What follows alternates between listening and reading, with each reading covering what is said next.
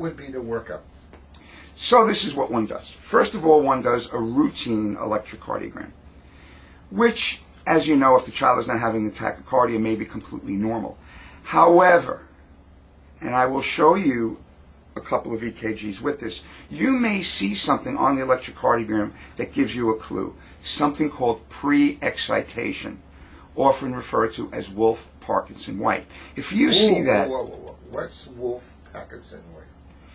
Well, there are 3 doctors who described this for the first time, and this is a manifestation on an electrocardiogram of what we call pre-excitation. You can actually see the short circuit on the electrocardiogram.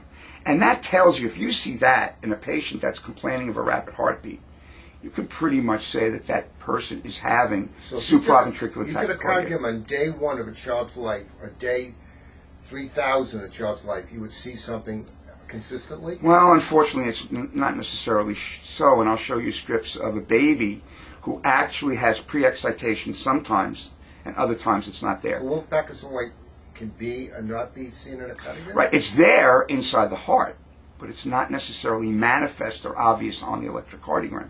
So if you don't catch the cardiogram at that time, you may miss it. But if you see it, it gives you a very, very good clue. So that's the first thing we do. But most of the time, you do a routine cardiogram on a youngster who complains. Basically, you don't see anything. Sometimes you have to do a Holter monitor sometimes to pick it up? Now, the next step, okay, is if you are fairly convinced that you're dealing with this problem, what you can do is you do ambulatory monitoring. Now, when you think about it, what's a Holter monitor? Holter monitor is a 24-hour monitor. This youngster may complain of this problem every 3 weeks, once a month. The chances of picking this up on a Holter monitor are going to be fairly remote. So there's a different type of monitoring which has really revolutionized the way we can detect these supraventricular tachycardias. And that's called an event, E-V-E-N-T monitor.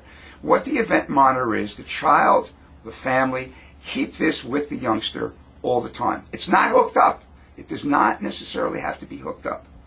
If the child says, my heart is beating very quickly, you basically place this device on the chest. You press a button, it records the electrocardiogram.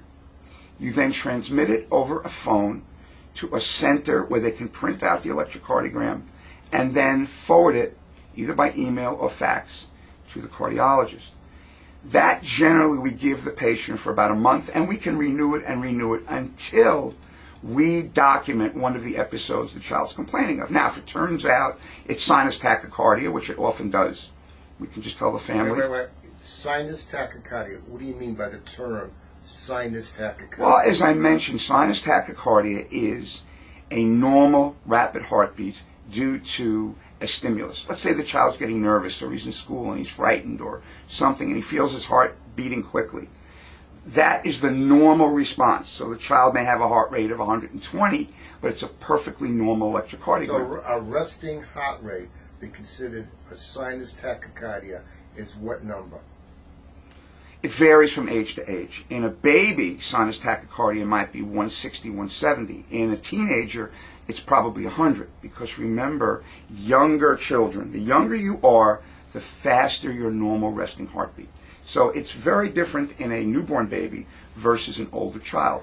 And the term resting means you should be relaxed for how long a period of time to call it a resting heartbeat? Generally just a couple of minutes. If a child comes to the office, it may never be slow enough to call it normal because the child may be nervous. But in general, if you can get a child quiet, lying down for a minute or two, you can get a nice, normal resting heartbeat. And on this particular event monitor, the child says, my heart's beating very quickly. You print out the electrocardiogram, and it's a normal rapid heartbeat versus suddenly seeing this heart rate of 200, 220, 230, which is very, very rapid and clearly abnormal. That makes the diagnosis. In fact, when you exercise, a lot of the programs tell you to measure your heart rate, so you should go over certain numbers. Is that true? Well, you know, in children we really don't worry that. That's primarily in adults. What we do... Well, in adolescent, that's going up right. in sports, exercise. And what we do is we usually do maximal stress tests in adolescents. So, for example, the maximum heart rate might be, 180, 190. But if you have them stop, it comes down very slowly over a period of a couple of minutes. With this supraventricular tachycardia, when it stops, in a second, and all of a sudden it'll go from 190, 200 to 80.